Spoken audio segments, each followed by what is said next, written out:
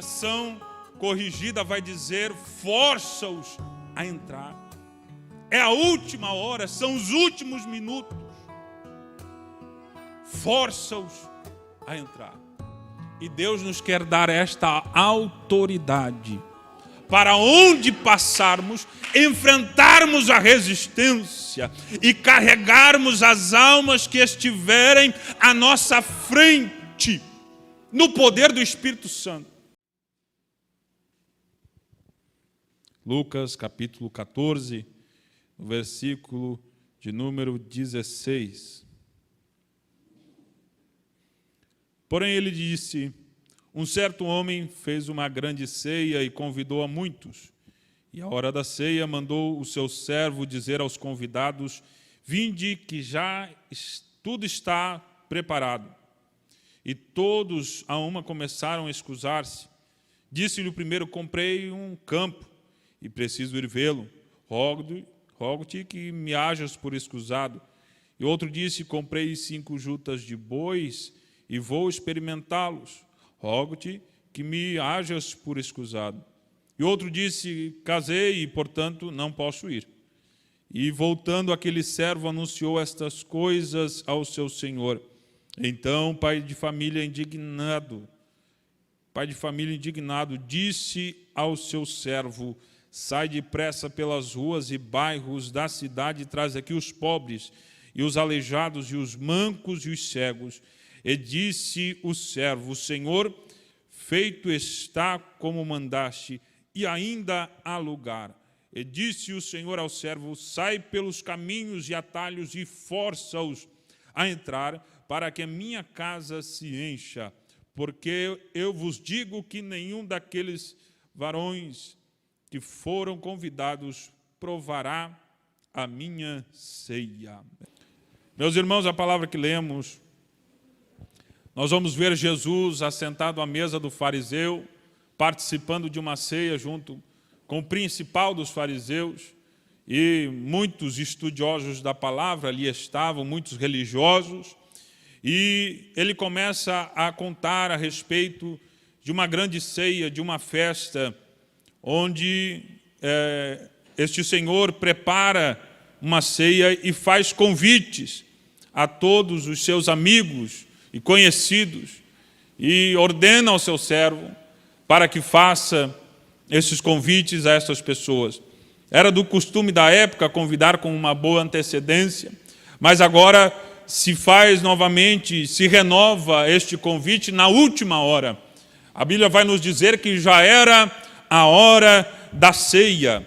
No versículo 17 vai dizer: e a hora da ceia mandou o seu servo dizer aos convidados. Ou seja, já era a última hora para começar a ceia. Era uma missão urgente, ele precisava ser apressado, ele precisava ir com esta informação, com esse chamado, sem duvidar, urgentemente, porque já estava tudo preparado, tudo estava certo,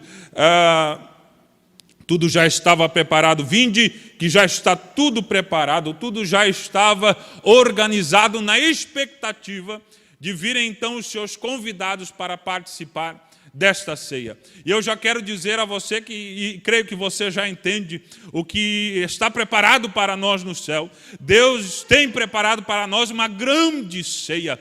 E eu quero já te lembrar que já é a última hora. Já estamos vivendo os últimos minutos, os últimos segundos, para que os céus se abram e os convidados que aceitaram este convite subam e participem desta grande ceia.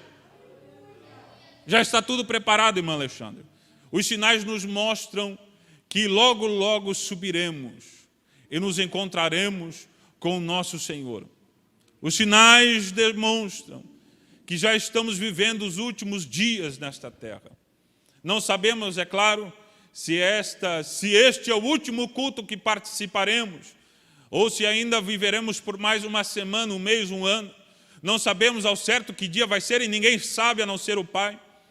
Mas nós sentimos, nós temos a expectativa de que estamos vivendo a última hora. E nesta última hora, Deus dá ordem aos seus servos para irem e chamarem e convidarem a todos, para que encha-se a casa do Senhor. E nós vamos ver que algumas pessoas que de antemão já conheciam o Senhor, que já haviam visto esse convite, na última hora abandonam, recusam este convite por causa dos seus afazeres. E as desculpas são as mais esfarrapadas possíveis, porque um disse que comprou um campo e agora precisava ver. Ora, quem é que compra algo sem olhar, Ele comprou primeiro para depois ver. O outro comprou 5 juntas de boi e depois vai testar, É como se a pessoa pagasse, imagina você pagar um alto preço num terreno e depois descobrir que o terreno era lá numa pirambeira, Um morrão lá. Não, a gente vai lá, olha bem, pensa bem, conversa com a família, conversa com os vizinhos e vai e pensa bem antes de comprar. Agora esse aqui está dizendo, olha, eu comprei, agora eu vou ver. O outro comprou as juntas de bois, agora vai testar. Quem é que compra algo, uma junta de boi, sem saber se o boi é magro, se o boi é bom, se o boi é forte, se não é, se é brabo, se não é, se a junta funciona ou não funciona? Mas eles acharam as desculpas que tinham, que poderia fazer algum sentido. E talvez o único que tenha algum sentido na sua justificativa seja o do versículo 20, que diz que casou e não podia ir. Talvez seja a justificativa mais plausível. Mas o certo é que estes homens acharam as suas desculpas. E deixa eu te dizer, isso se aplica, é claro, ao povo de Israel, ao povo judeu, que já conhecia a profecia do Messias, mas quando o Messias chega para eles, eles recusam esta graça, este grande convite, esse convite maravilhoso de fazer parte do reino de Deus. Mas isso também se aplica aos nossos dias, porque quantos e quantos e quantos e quantos conhecem Jesus, mas se recusam a seguir Jesus, se recusam a dar a voz aos servos de Deus, inventam as suas justificativas, tem sempre uma desculpa na manga para não ir no culto, tem sempre uma justificativa para não ouvir a voz de Deus. Sempre tem algo, ele sempre tem algo para dizer.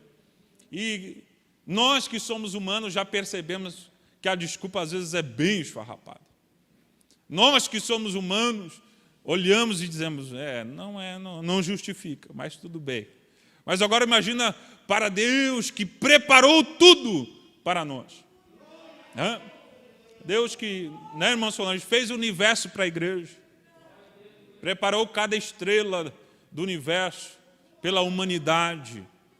Fez tudo, cada estrela com a sua luz, fez o sol, fez a terra, fez os animais, tudo por causa da humanidade. Tudo por causa da igreja. E agora estes homens recusam a ouvir esta graça maravilhosa, com justificativas que não são reais, que são desculpas esfarrapadas. Mas quando este servo sai a fazer o convite, e ele se depara com essas pessoas dando as suas desculpas, ele não se contenta e passa um relatório ao seu senhor e diz, olha, eu fiz tudo o que o senhor mandou, mas eles não quiseram vir comigo, e o senhor se indigna. E alguma versão vai dizer que ele fica irado. Ele se ira. E agora ele diz, sai depressa. Saiba que é a última hora. Sai depressa. Eu quero que você repita isso comigo. Sai depressa. Sai depressa. Força, força. Sai depressa. Sai depressa. Sai depressa. É para quando, irmão? É para amanhã? É depressa. É a última hora. Sai depressa. Para as ruas e becos da cidade, traz aqui os pobres, os aleijados, os cegos, os coxos. Primeiro o convite era feito aos amigos, mas agora nós vamos aos estranhos, aos necessitados. aqueles que precisam, que com certeza dariam importância de participar de uma festa na casa de um pai de família rico, uma grande festa está preparada. Imagina estas pessoas, por terem as suas deficiências, eram pessoas escanteadas, esquecidas, não eram convidadas para festas, mas agora imagina, chegar um grande convite para estas pessoas dizendo: alguém que se importa contigo, alguém que se lembra de ti. Aleluia. Eu vim aqui te dizer uma grande coisa, uma coisa maravilhosa. Teu pai e tua mãe pode ter te abandonado, a tua família pode ter te abandonado, mas deixa eu te dizer, alguém que se lembra de ti e está fazendo hoje um grande convite para a tua vida e está te apresentando algo maravilhoso hoje. Imagina, irmãos. É por isso que às vezes a gente acha tão fácil de pregar nas vilas, para não dizer favela, porque são pessoas que são necessitadas, que não tem tanta desculpa para dar. Porque quando nós temos o nosso carrinho na garagem, a casa própria, a gente vai ficando numa vida confortável e parece que a gente nem precisa mais de Jesus. Agora, ele sai convidar a todos estes esquecidos, todos estes intocáveis, chama todos para a festa, e a casa do Senhor fica cheio de cacalhada. Cheio de gente problemática, cheio de gente enferma, cheio de gente que precisava de um milagre, cheio de gente que não tinha uma história tão bonita para contar. Mas a graça de Deus se revela a estas pessoas e agora elas saem lá da mendicância, saem lá do beco, da rua, da beira da estrada, de pedir esmolas e agora estão sentados na ceia do Senhor. Imagina, irmão Isaac, mendigo tudo cabeludo, fedido, de repente está entrando numa mansão.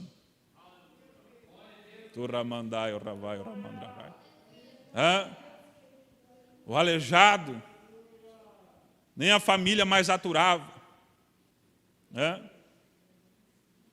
De repente, está sentado à mesa, aquela mesa enorme. Era gente rica que estava fazendo a festa, e o nosso Deus é muito mais rico do que essa parábola pode nos dizer. E agora aquelas pessoas estavam ali sentadas na ceia, para participar do mesmo pão que o Senhor.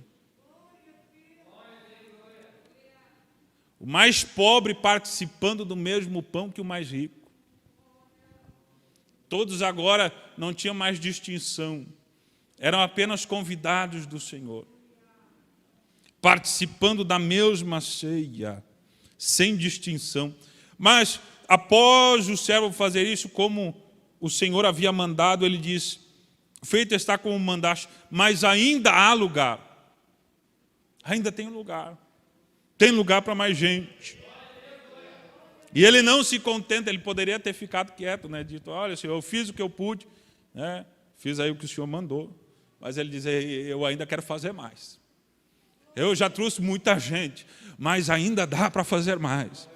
Eu já fiz muita coisa, já fui em gente que me xingou, já fui em gente que recusou a oferta, recusou o convite, já trouxe tudo quanto é tipo de gente para a festa, mas eu ainda quero fazer mais porque eu sei que ainda há lugar para a festa. E quando o Senhor vê a obediência daquele servo, já tinha ido a muitos lugares fazer convite, ele diz algo tremendo.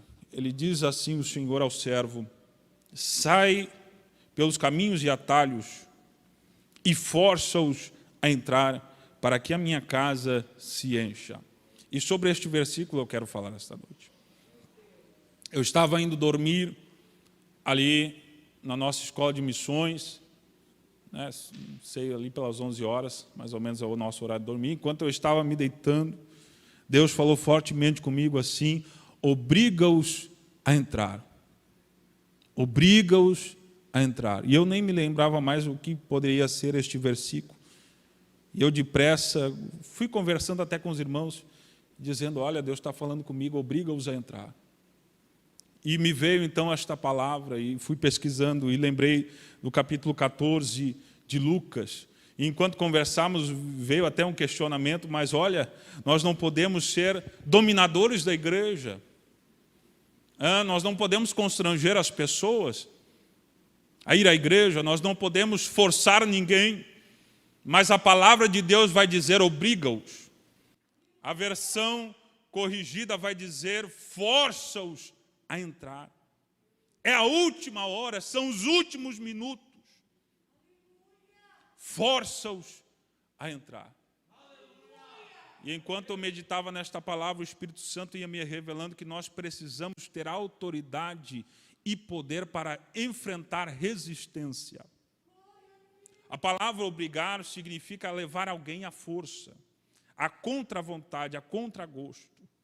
É como uma condução coercitiva, irmão Pedro, que a pessoa não quer, mas a polícia tem autoridade e tem poder, até arma de fogo tem, para levar quem for de direito e quem a lei ordenar que seja levado. Não é assim, irmão Pedro? E Deus nos quer dar esta autoridade para onde passarmos, enfrentarmos a resistência e carregarmos as almas que estiverem à nossa frente, no poder do Espírito Santo.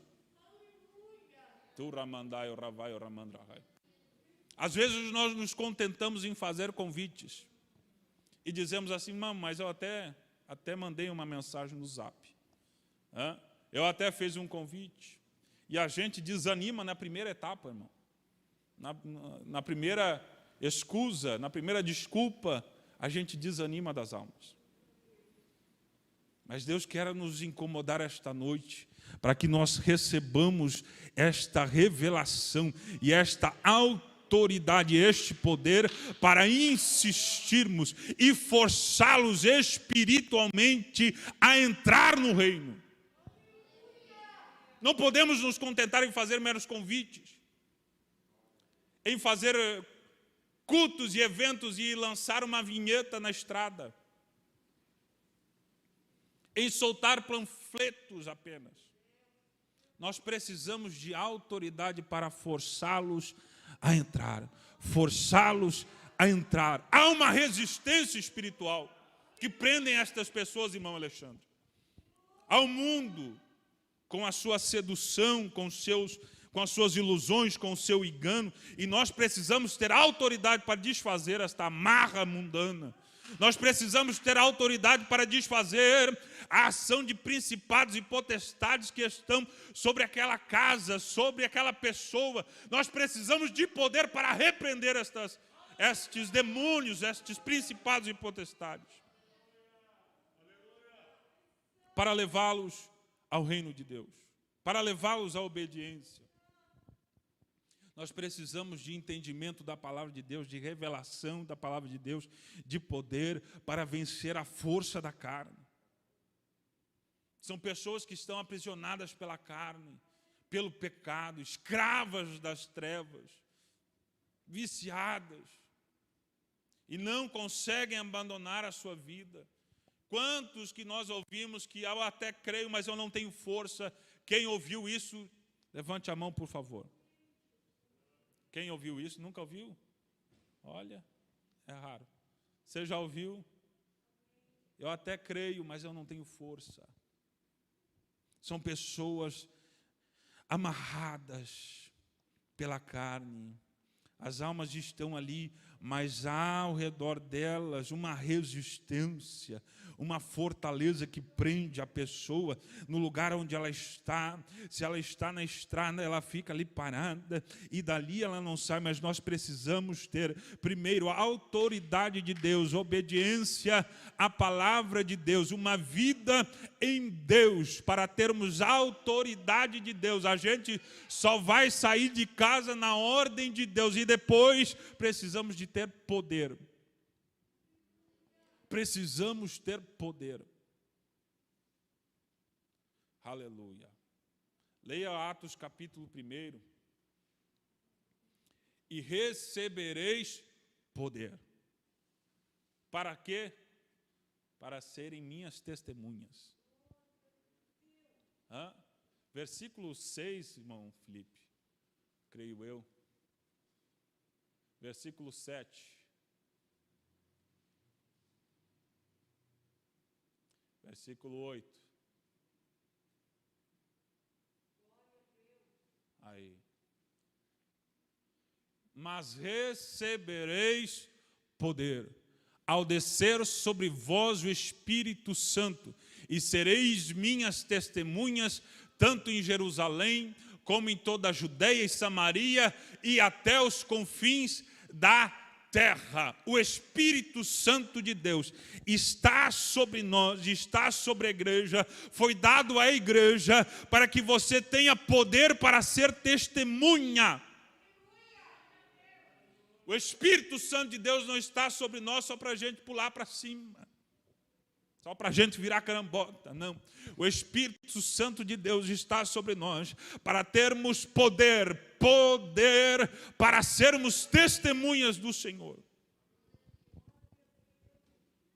Tanto em Jerusalém, Judeia, Samaria e até os confins da terra. Nós precisamos ter esse poder. Abra comigo 2 de Timóteo, no versículo 3 e 12, e você vai ver que a vida cristã é uma vida de conflito, é uma vida de batalha. Ora, todos quantos querem viver piedosamente em Cristo serão... Todos quantos querem viver em Cristo piedosamente serão... Mais forte, serão... Mais forte, serão... A vida em Cristo é uma vida de batalha. A vida, todos, irmão, só o pastor, só o missionário, só o evangelista. É para quem isso, irmãos? Para todos. É para que querem. Que buscam por isso. Que clamam por isso. Que fazem uma escolha, uma opção. Eu quero viver em Cristo. Todos aqueles que se posicionam de viver piedosamente, a palavra piedosamente vai dizer sobre fidelidade, vai viver sobre relacionamento com Deus, vai falar sobre religiosidade, vai falar sobre ser Cristo, na verdade. É uma vida de intimidade com Deus.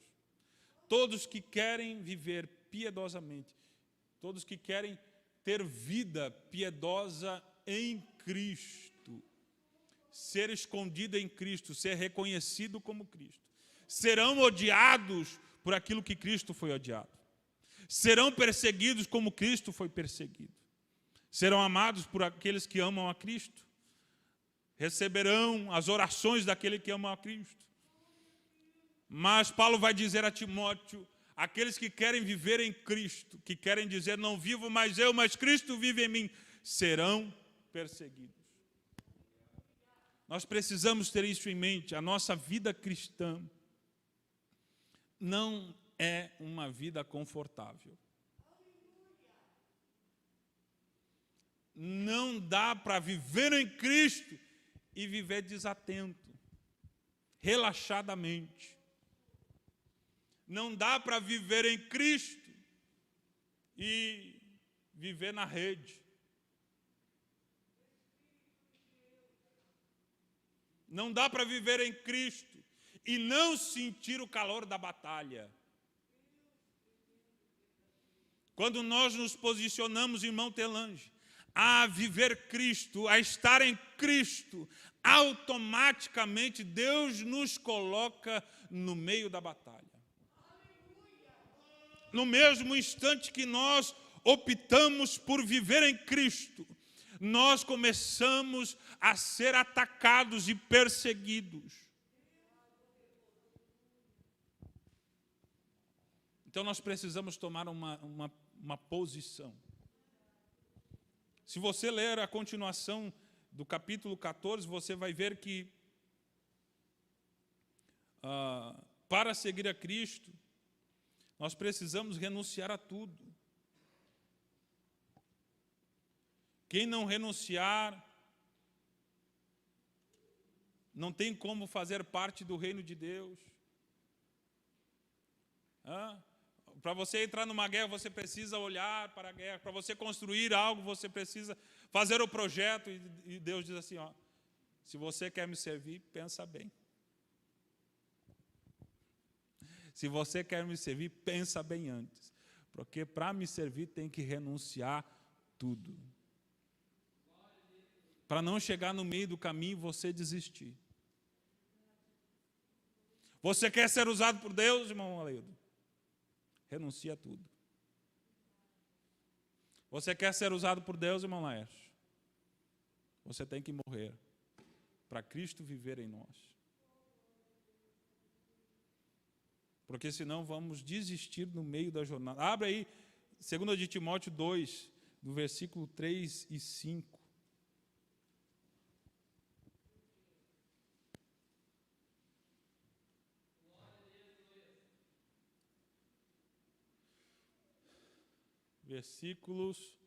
Capítulo 2, versículos 3 ao 5.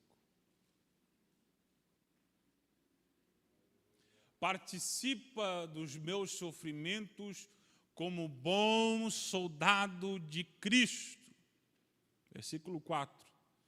Nenhum soldado em serviço se envolve em negócios desta vida, porque o seu objetivo é satisfazer aquele que o arregimentou. Igualmente, o atleta não é coroado se não lutar segundo as normas. Se você é soldado de Cristo, você precisa estar livre deste mundo, liberto das coisas deste mundo. Você não pode, não conseguirá ser servo de Deus, ter autoridade na vida, amarrado pelas coisas do mundo. Para sermos um bom soldado de Cristo, precisamos ser livres, livres, livres, livres deste mundo. Para recebermos autoridade e poder, para trazermos almas ao reino de Deus, nós precisamos ser livres deste mundo. E isso, irmãos, é para todos. É para você, irmão Pedro, é para você, irmã Fabíola, é para você, irmão Felipe. É para você, irmã Cecília. Mas eu tenho 80 e tralalá, pastor. Mas é para todos. É a última hora e ainda há alguma coisa a fazermos. Ainda há lugar e nós não podemos nos contentar em vermos cadeiras vazias. Nós não podemos nos contentar em ver estas cadeiras vazias. Nós não podemos nos contentar em vermos cadeiras vazias lá no Eldorado, cadeiras vazias lá no Roçado, cadeiras vazias lá no Aririú, cadeiras vazias lá em Formiga. Há tantos lugares para alcançarmos, tantas cidades que ainda não foram alcançadas, tantos bairros nesta cidade de Palhoça que não foram alcançadas.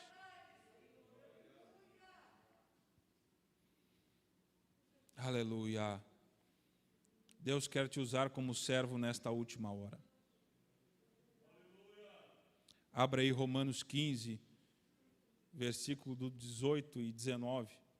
Romanos 15, versículo 18 e 19. Tu ramandai o ravai o ramandrahai. Tei orai o ravai o ramandrahai. Aleluia. Porque não ousarei discorrer sobre coisa alguma, senão sobre aquelas que Cristo fez por meu intermédio. Quem está fazendo é Cristo. Quem está fazendo é? Quem está fazendo é? mas está fazendo por intermédio de Paulo, mas está fazendo por intermédio do servo dele. Deus quer fazer coisas grandiosas, mas quer usar a sua vida. Deus quer salvar almas nesta cidade, nessas cidades vizinhas, mas quer usar a minha vida, quer nos dar a honra de sermos servos dele. Se não sobre aquelas que Cristo fez por meio intermédio para conduzir os gentios à obediência por palavra. Diga por palavra. Diga forte aí, por palavra. Diga com fé, irmão, por palavra. Feche os olhos e diga por obras. Por obras. Vai, por obras. Por força de sinais. Mais forte, por força de sinais. E prodígios. Pelo poder do Espírito Santo. Pelo poder do Espírito Santo.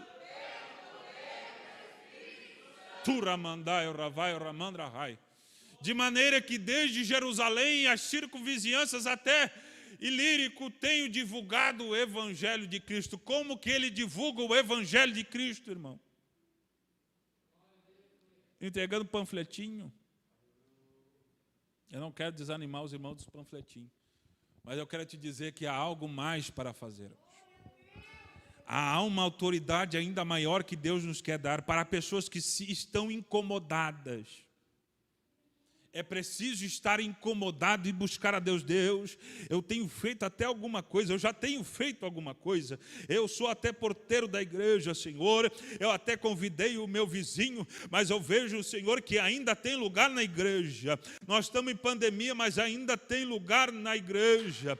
Ainda tem lugar nos céus, Senhor. Ainda tem bairros inalcançados e eu preciso de uma estratégia, de uma revelação de poder, Senhor, para alcançar as almas.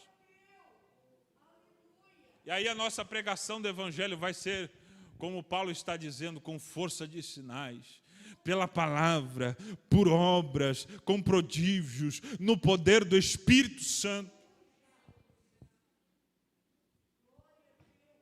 Atos 18, 28, irmão Felipe, para nós encerrarmos.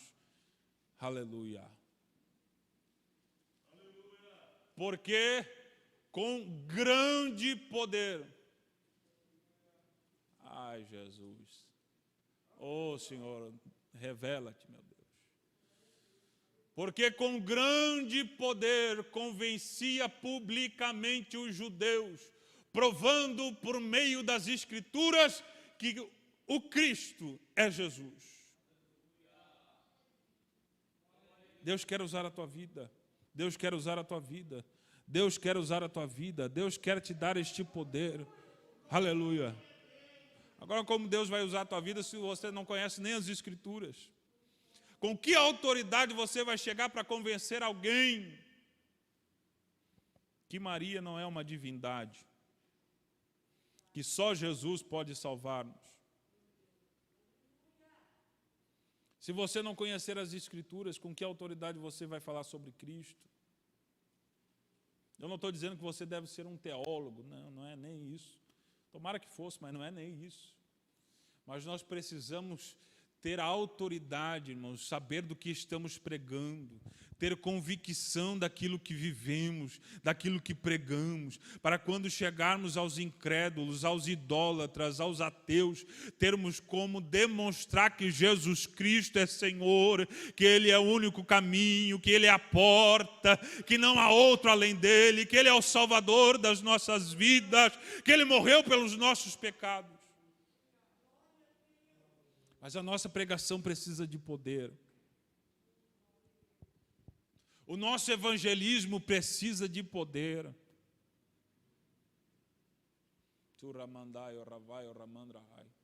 As pessoas precisam ser convencidas.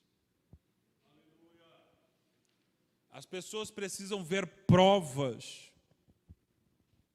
de que o Deus que pregamos é real,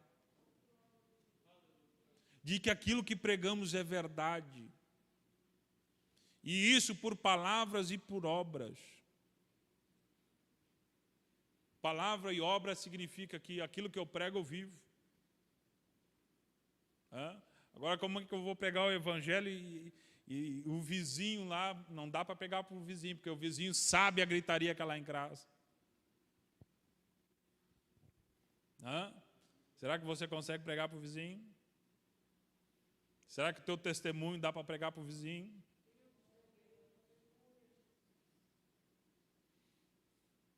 Provando por meio das Escrituras que Cristo é Jesus. Se coloque de pé. Enquanto você se coloca de pé, irmão Felipe, abre Romanos 15, do 18. Não, 2 Coríntios 10, 4 ao 6. Nós vamos ler e orar neste momento. 2 Coríntios 10, 4. Porque as armas da nossa milícia não são carnais, e sim poderosas em Deus, para destruir as fortalezas, para destruir as resistências, para destruir tudo aquilo que tem amarrado e aprisionado vidas, para destruir fortalezas, anulando nós sofismas. E toda altivez que se levante contra o conhecimento de Deus, e levando cativo a força, irmão, e levando cativo todo pensamento à obediência de Cristo, e estando prontos para punir toda desobediência. Terá autoridade para punir a desobediência, uma vez completa a vossa submissão. A autoridade está na submissão. O servo tinha autoridade para agora obrigar, porque ele veio, passou o relatório, e foi o Senhor que disse, agora tu vai e obriga. Aleluia. A autoridade vem da obediência. Aleluia. E estamos vivendo, irmãos, a última hora. Jesus está voltando. E Ele precisa, e Ele quer, e Ele fará servos obedientes, e a estes servos Ele dará autoridade, Ele dará poder, Ele dará dons espirituais, Ele tirará da covardia e do medo a todos quantos querem viver piedosamente em Cristo, que serão perseguidos, mas também serão honrados pelo Senhor. Aleluia. E eu quero orar neste momento por aqueles que estão incomodados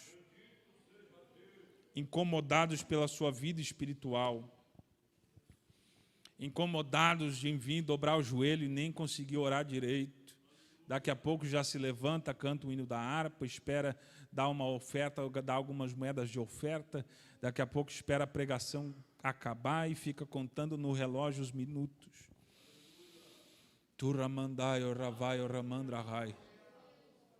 É a última hora, irmãos. É a última hora, é a última hora, é a última hora, é a última hora. Nós temos mais de 100 membros nesta área. Se cada membro fosse um servo, irmãos, poderoso em Deus, nos faltaria espaço nesse templo.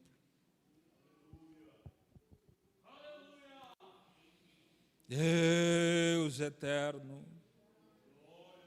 tem misericórdia, Senhor. Tem misericórdia, Senhor. Temos sido tão covardes, acomodados, Senhor, em seguir a liturgia, em sermos membros de uma igreja, mas nossa vida não tem mais poder, não tem mais fogo, não tem mais ânimo, não tem mais chama do Espírito. Tu ramandai, o ravai, o ramandrahai. Tu ravai, o ramandai, o ravai, o ramandrahai. Acomodados, Senhor, com o status quo, com a situação como está. Breve o Senhor vem, meu Deus. Que não sejamos encontrados dormindo, que não sejamos encontrados, Senhor, confortáveis em nossas casas, enquanto muitos padecem e estão indo para o inferno. O que temos feito, Senhor, com aqueles que se perdem, meu Deus, com os nossos vizinhos, com os nossos parentes que estão indo para o inferno, Senhor. Em nossa vida não há este poder para enfrentarmos a resistência da idolatria, a resistência do pecado, a resistência do mundanismo. Meu Deus, levanta nesta última hora, Senhor, homens e mulheres valentes, Senhor. Levanta, Deus, nesta última hora, homens valentes, para irem aos becos, aos valados, para irem às ruas, para proclamarem na cidade, para proclamarem em todos os lugares que o Senhor em breve vem, Senhor, e onde estes irmãos se levantarem e irem, que os sinais os acompanhem, que os sinais os acompanhem onde forem, Senhor, na casa que chegarem para pregar o Evangelho, que ali o Teu poder se manifeste, que ali recebam a unção para pregar o Evangelho e provar que Cristo é Jesus. Meu Deus, tenha misericórdia, Senhor, para os últimos minutos, Senhor. Meu Deus, nos incomoda, faz arder o nosso coração com a chama do Evangelho, Senhor. Incomoda, Senhor, este irmão, esta irmã que está neste templo, está nos ouvindo de forma online. Espírito Santo de Deus, faz arder este coração, Senhor, de amor às almas, meu Deus. Faz arder, Senhor, este coração de incômodo por aqueles que perecem sem salvação, Senhor. Nos tira, Senhor, do comodismo, nos tira do conforto de nossa casa, Senhor. Nos leva a orar mais, nos leva, Senhor, a amarmos a Tua palavra. Nos dá a revelação de quem Tu és, nos dá a revelação do Teu trono, da Tua majestade. Te revela a nós, Senhor, te revela a nós, Senhor. Manifesta a Tua graça.